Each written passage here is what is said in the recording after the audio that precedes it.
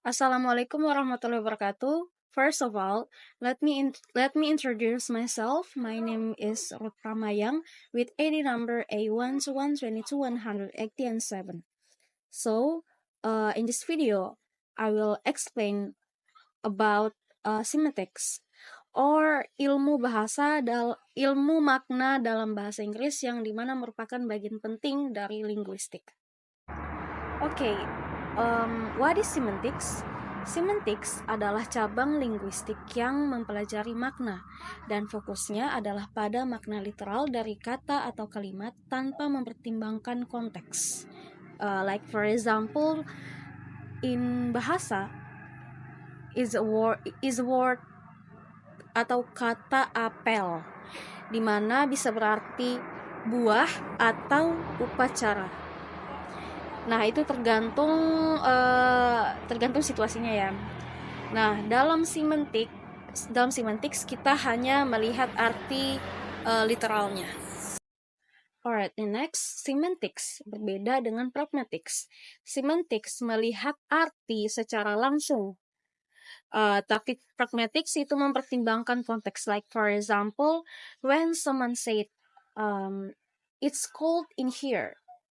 Secara semantics itu hanya menggambarkan suhu, tapi kalau secara pragmatics bisa jadi orang itu sedang minta jendelanya untuk ditutup, seperti itu.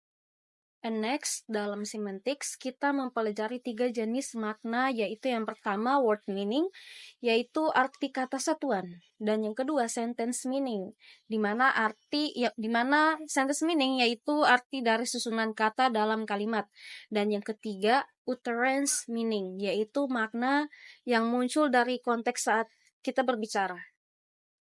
Dan dalam semantics kita juga belajar bagaimana makna kata sifat bekerja. Ada sinonim seperti happy and joyful, complementary seperti alive dan dead yang tidak punya tengah-tengah, dan antonyms seperti hot and cold yang punya rentang, dan converses seperti bigger and smaller yang saling berhubungan secara perbandingan.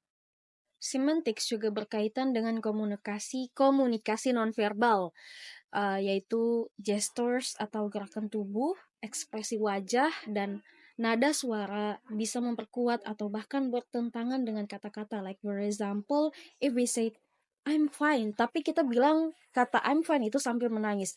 Nah, tentu kata itu punya makna yang berbeda ya. Okay, last one.